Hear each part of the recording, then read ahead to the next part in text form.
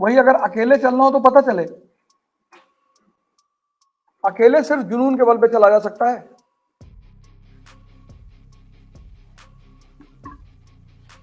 ऐसे साथ में पढ़ाई करो यार, 1 घंटे पहले आ जाओ क्लास, डिवाइड कर लो आपस में। लेकिन तुम लोगों से ये सब हो नहीं पाएगा, तुम आपस में रायता फैलाना शुरू कर दोगे, कोई प्रपोज करने लगेगा, कोई लेटर देने लगेगा।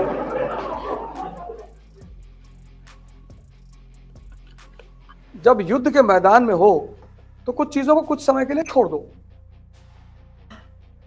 क्योंकि अगर युद्ध के मैदान में तुम भावुक हुए तो द्रोणाचार्य वाला हाल हो जाएगा, मार दिए जाओगे। इसका मतलब प्यार करना बुरा है, बिल्कुल नहीं, लेकिन युद्ध के मैदान में मत करो।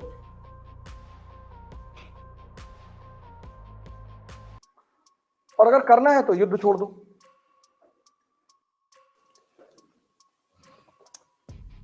अगर करना है तो युद्ध छोड़ दो।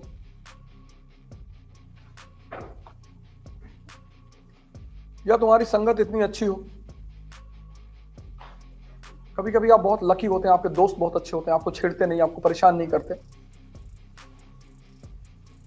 भाई आपका दोस्त अमेरिका में नौकरी पा गया, लेकिन आपको फोन करके कहता है कि यार नरक है जिंदगी भैया। कितना अच्छा दोस्त है आपका वो, यार तुम बहुत अच्छा कर रहे हो, इंडिया में रहकर तैयारी कर रहे हो यार, बहुत बढ़िया। तो इनडायरेक्टली तुम्हें मोटिवेट ही तो कर रहा है?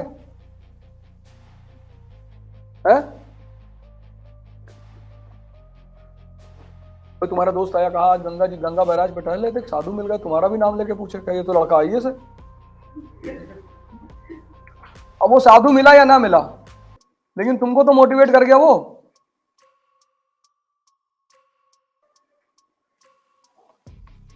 ये सब दोस्ती होती है। एक आदमी तुम्हारे कमरे पे आ रहा है कि यार 4 मूवी का टिकट लिया है, ये दोस्ती नहीं है।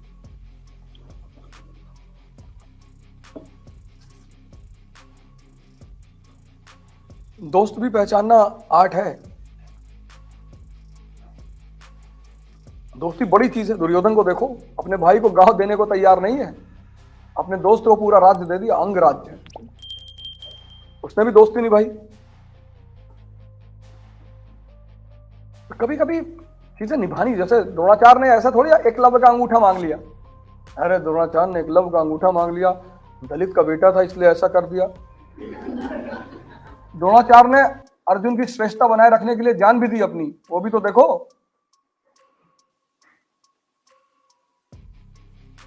अगर एकलव्य का अंगूठा मांगा तो अपनी जान भी दी, सिर्फ अपने वचन को निभाने के लिए। तुमसे बड़ा धनुर्धर कोई नहीं होगा।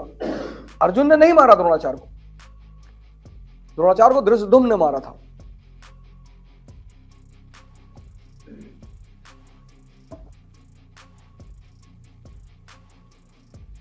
इसलिए माँ बाप तुम्हें बहुत सारी चीजों में राय देते हैं, माँ बाप से राय लिया करो।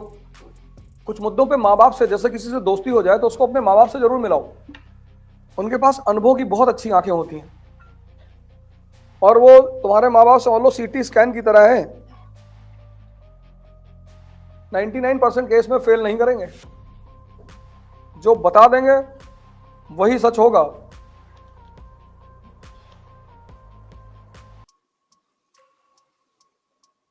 बाकी 3 काम करो, मतलब अगर तुम 3 काम नहीं कर रहे हो तो अपनी जिंदगी वेस्ट कर रहे हो। जिम जाओ, अंदर जाओ, और लाइब्रेरी जाओ, पढ़ो जम के एकदम। आईएएस बनना ना बनना वो सब अलग की बात है, बन गए तो अच्छा है।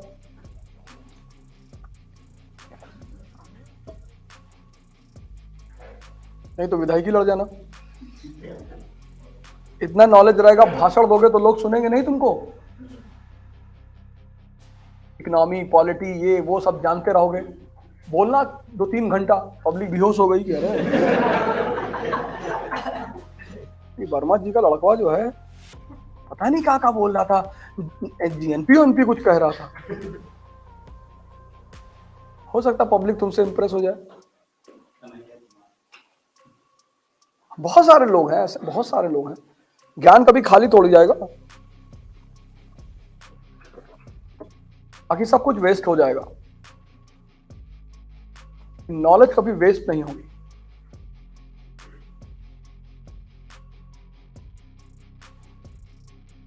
पूछोगे? तुम लोग तो रास्ते भर पूछते ही गए हो। पेड़ साहब चोरी का टोप में गोला लगाते हुए घायल हुआ था, तो कभी उसका उठा था कि बदतमीजी?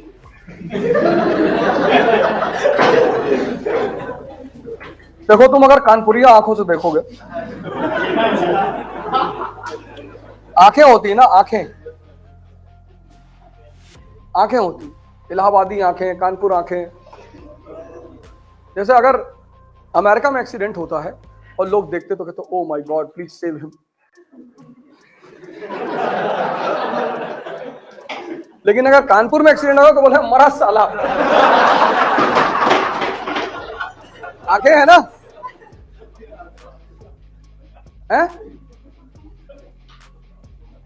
तो तुम देखो कि तुम अमेरिका की आंखों से देख रहे हो कि कानपुरिया आंखों से देख रहे हो। अगर कानपुरिया आंखों से देख रहे हो तो बदतमीजी है कि जब लगाने वाले हैं तो खुदे काहे नेता बन रहे हो। हैं? आंखें होती हैं। तुम्हारे अंदर उत्तेजना बहुत है, संभालो इसको। तुम उत्तेजित हो जाओ तुरंत, थोड़ा सा मतलब संभालो, कंट्रोल मत करो। अच्छी बात है, बहुत अच्छी चीज है, होती नहीं जल्दी लोगों में, मरे हुए लोग। उत्तेजना बहुत अच्छी चीज। देखो इतनी बड़ी क्लास को मैं कह रहा हूँ क्वेश्चन पूछो, बहुत लोग पूछना चाहते हैं, पूछ ही नहीं रहे। ना मैं किसी को मार रहा हूं, ना गाली दे रहा हूं, पूछ ही नहीं रहे। कह रहे ऐसा ना हो पूछ ले, लोग हंसने लगे। जब कश्मीर पर हमला हुआ, कबीलाइयों ने किया पाकिस्तान के हिसाब से, तो महाराजा हरि सिंह ने भारत सरकार के साथ समझौता किया कि आप हमारी मदद करिए और हम आपके साथ रहेंगे, आपके साथ खड़े होंगे। तो समझौता जब हुआ तो भारत की फौजें कश्मीर में उतरी, लेकिन चूंकि वो समझौता उस समय हुआ जब कश्मीर संकट में था, तो उस समझौते में एक और लाइन जोड़ दी गई कि ये समझौता कंप्लीट तब माना जाएगा जब यहां पर प्लेबिसाइट करा ली जाएगी। एक समझौता है मजबूरी में, लेकिन वो समझौता में एक लाइन जोड़ी गई कि इस समझौते को पूर्ण तब माना जाएगा जब यहां प्लेबिसाइट करा दी जाएगी। तो ठीक है भाई, हो गया, कश्मीर को बचा लिया गया कबीलाई लड़ाई से, आक्रमण से। मामला चला गया यूनाइटेड नेशंस में। अमेरिका ने कहा 1950 में कि हम प्लेबिसाइट कराएंगे, लेकिन जैसे ही प्लेबिसाइट कराने की बारी आई, कोरिया का संकट खड़ा हो गया, नॉर्थ कोरिया और साउथ कोरिया। अमेरिका कोरिया की तरफ निकल गया। तब तक भारत का संविधान तैयार हो गया। अब प्लेबिसाइट हुआ नहीं और भारत का संविधान तैयार हो गया। तो अब सवाल यह उठा कि यह संविधान कश्मीर पर लगेगा कि नहीं। तो बोले साहब प्लेबिसाइट तो अभी हुआ नहीं। तो बोले ठीक है, जब तक प्लेबिसाइट नहीं हो जाता तब तक आपको एक स्पेशल दर्जा दिया जाता है।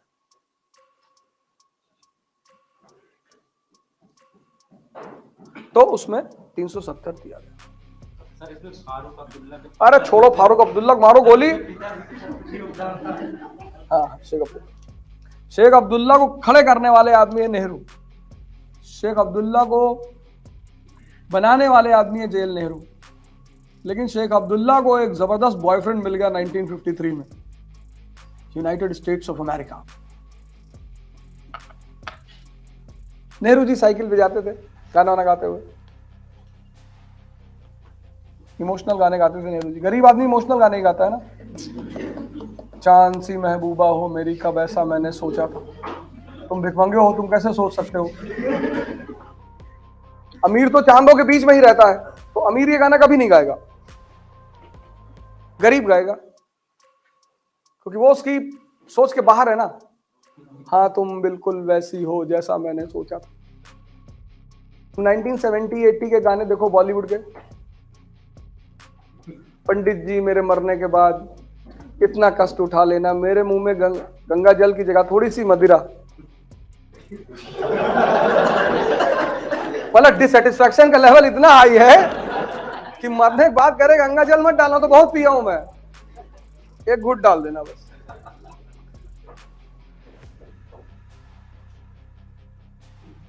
तो 53 में अमेरिका आ गया शेख अब्दुल्ला के सामने लैम्बोर्गिनी लेके।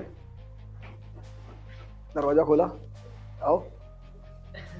नेहरू जी रो रहे थे बेचारे। तब तक स्टालिन मर गया यूएसएसआर में। क्रुश्चेव ने नेहरू को फोन किया कि क्या पंडित रो रहे हो? बोले मेरी गर्लफ्रेंड आजकल किसी और के साथ घूमने आती।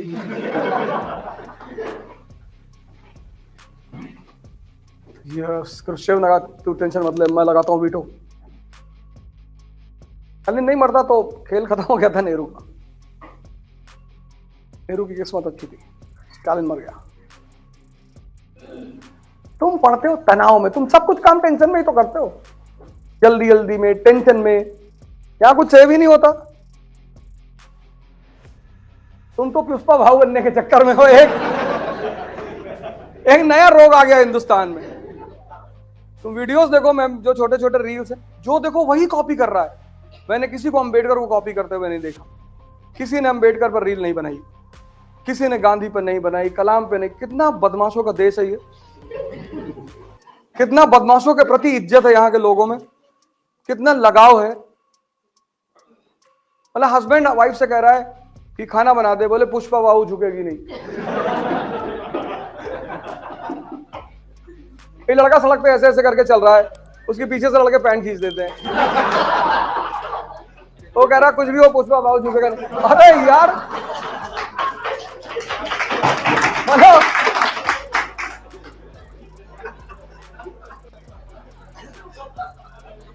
कितना फैंटेसाइज कर रहे हो तुम एक अपराधी को। इस देश के लगभग हर दिल में एक अपराधी बैठा हुआ है, तो उसको डॉक्टर मनमोहन सिंह कैसे चलाएंगे? उसको तो योगी जी ही चला सकते हैं कि गाड़ी पलटेगी।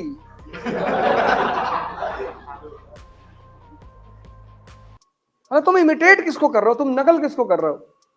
तुम ये तो देखो कितना लोगों के दिल में जाके बैठ गया वो।